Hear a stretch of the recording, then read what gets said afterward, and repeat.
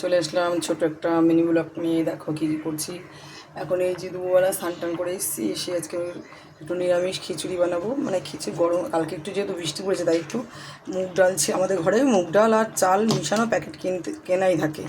তাই যে বড় মেয়েও দিয়ে গেছে, সেটা করেছে। এর মধ্যে দিয়ে দিয়েছি আলু, মূলো, গোটা টমেটো যদিও ওটা মানে রাখবো না, কাঁচা লঙ্কাটা দিয়ে দিয়েছি। আর দেখো এখানে কড়াইতে তেল বসিয়ে দিয়েছি।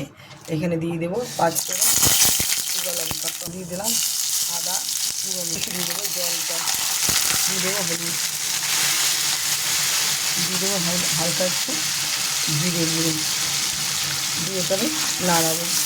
এটা বেশি মশলা কোনো কিছু দেবো না এই খিচুড়িটার মধ্যে, কারণ এটাকে বলে 1 নম্বরে খিচুড়ি। আমি শুধু আদা থেকে জিরে এই যে টমেটোটা আমি ভাতের মধ্যে দিয়ে দিয়েছিলাম, এটাকে এখন সিদ্ধ করে আমি এই কড়াইটা দিয়ে দেবো। দুটো এটার মধ্যে দিয়ে ফাটিয়ে নেবো। এইভাবে করে ফাটিয়ে নিয়েছি, নিয়ে এটাকে একটু কষাবো। এটা একটু কষিয়েই দিয়ে দেবো, এটার মধ্যে বেশি মশলাটা কষানো যাবে না।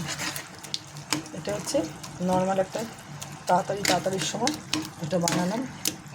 দেখো আর সোমবারে কিন্তু 5 ফোড়ন আর কালো শুকনো লঙ্কা দিয়েছি, তোমাদেরকে দেখাইনি, আগেই আমি দিয়ে দিয়েছি। এটার মধ্যে হচ্ছে নুন আর মিষ্টি দিয়ে দিয়েছি। এটা হয়ে গেছে, আমাদের খালি এই মশলাটা আমি ঢেলে দেবো।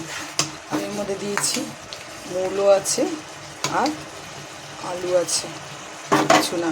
আর এখানে ভাজার জন্য পটল ভাজা আর একটু বেগুন ভেজার জন্য কেটে নিয়েছি, এটা ভেজে নেবো। এটার মধ্যে আমি আদা শুধু কুড়িয়ে দিয়েছি, কারণ তাহলে এটাই মুখে পড়বে, দারুণ লাগে। এটা সম্পূর্ণ গোবিন্দভোগ চাল দিয়ে করছি। দেখো টমেটোটা ঘেটে হয়ে গেছে, এইটাই একটা স্বাদ হবে। আর এটা বেশি ভাজবে না, এটা জিরের একটা স্মেল থাকবে, আদার একটা স্মেল থাকবে, লঙ্কা 5 ফোড়নের স্মেল থাকবে। মনে হয় এটা খুব ভোগের খিচুড়ি একটা গন্ধ আসে এরকম হয় সোমবার দিলে।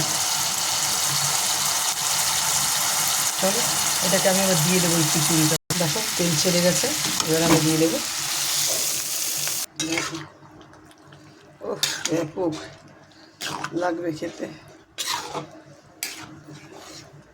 দেখো বন্ধুরা কালারটা কত সুন্দর চলে এসেছে। দেখো এখানে পটল ভাজা আর বেগুন, একটা বড় বেগুন নিয়েছি, এত পোকা টুকরো করে নিতে হবে। তোমরা সবাই জানো বেগুনের কত দাম, ফেলা যায় না। এই ছোটো ছোটো টুকরো করে ভেজে নিলাম আর তারপর ভাজা।